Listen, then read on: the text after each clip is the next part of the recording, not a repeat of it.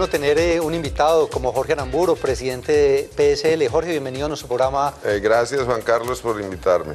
Bueno, a ver, a mí jamás se me olvida una frase que usted nos decía hace ya varios años y se convertía como en un vaticinio, es: ojo, hay que aprovechar el momento actual. A la revolución industrial nos quedamos por fuera, nos quedamos atrasados hablando de Colombia. Ajá. Pero ahora está la revolución del conocimiento, de los servicios. Ahí sí hay una oportunidad. Sí, nosotros tenemos una oportunidad, Juan, pero tenemos que hacer la tarea. Y yo me temo que Colombia especialmente es muy complaciente.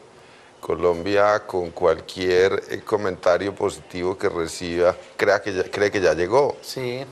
Y no persistimos en el esfuerzo, pero realmente en la industria del software y en general en las industrias de conocimiento, yo creo que es la última oportunidad que nos queda.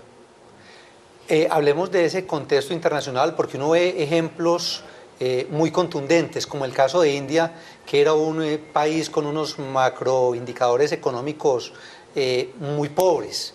Y en algún momento de su vida toma una resolución, hay voluntad política, hay voluntad desde la academia, desde las empresas, y hay toda una revolución. Contemos ese antecedente.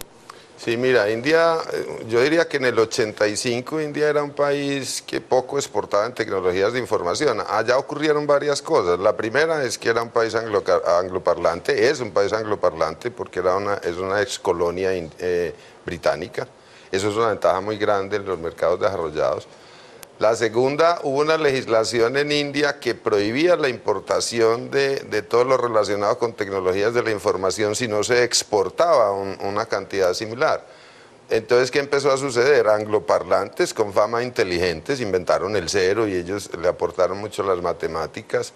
Y esa legislación que les impedía importar, lograron empezar a contactar a India con Estados Unidos. Los grandes vendedores de equipos de Estados Unidos querían vender, entonces le empezaron a comprar a India servicios de desarrollo de software.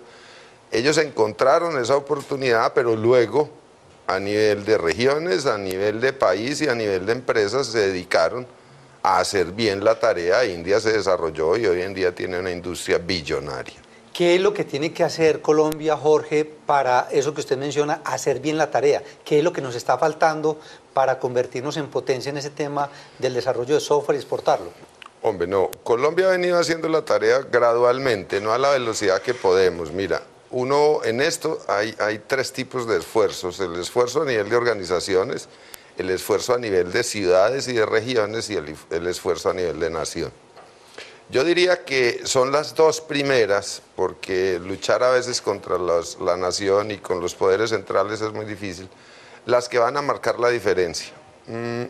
Las organizaciones tienen que entender algo: para exportar a los grandes mercados hay que ser bueno. Esto no es a punta de cuento, esto es a punta de levantarse todos los días, hacer el esfuerzo tratando de lograr competitividad a nivel mundial.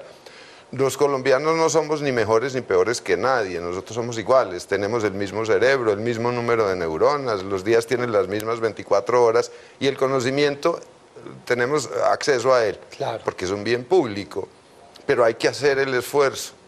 Entonces, en organizaciones, yo te diría, tenemos que acceder a las buenas prácticas y demostrar con hechos que somos capaces de hacerlo bien. Tenemos un problema muy serio en exportación. Los grandes compradores son angloparlantes y Colombia no se ha dado a la tarea de convertirse en un país bilingüe. Eso es una lucha. Yo te digo que el desarrollo de las industrias de servicios en el mundo es directamente proporcional a la capacidad multilingüe que tenga el país. Claro. Suiza exporta servicios porque es políglota, de resto no lo podría hacer. Y nuestras universidades, y el cliente de las universidades es la sociedad, no es el estudiante. No se han convencido de que están jugando un papel fundamental en el desarrollo de una nación y no han querido darse a la tarea, muy pocas. O sea, aquí el bilingüismo ha venido de a poco entrando, pero a una velocidad muy baja. Entonces las organizaciones deben ayudar, el contexto, la educación tiene que ser una educación acorde, bilingüe con lo que requiere el mundo, y las ciudades son las multinacionales del siglo XXI. Para tú exportar servicios, tú tienes que vivir en un lugar que atraiga compradores extranjeros, y uno se aterra de los comentarios que ellos hacen, que son muy variados y que la gente a veces se puede sorprender cuando los oiga. cuando vienen a visitarnos aquí potenciales compradores.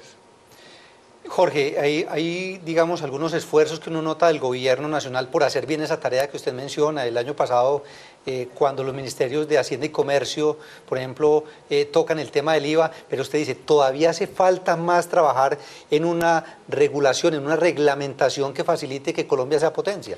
Hombre, sí, no, yo te digo que pues, el tratamiento fiscal más difícil que tiene industria en Colombia es la industria del conocimiento. No tiene sentido que un país que se declara a las puertas de la era del conocimiento le retenga el 11% de los ingresos brutos a toda actividad, comillas, de alto valor intelectual. Yo le decía alguna vez a un presidente, en Colombia no se puede usar el cerebro, porque si se utiliza el cerebro, fiscalmente te quitan el capital de trabajo, cosa que es por demás absurda. Con eso no se ha podido. El IVA mejoró mucho, porque en Colombia había una legislación en la cual decía que si tú ibas a exportar un servicio y si a la compañía que le exportabas tenía alguna operación en Colombia había que cobrarle IVA. Por supuesto, Colombia no era competitivo, no le podías exportar al HSBC, porque el HSBC está en Colombia.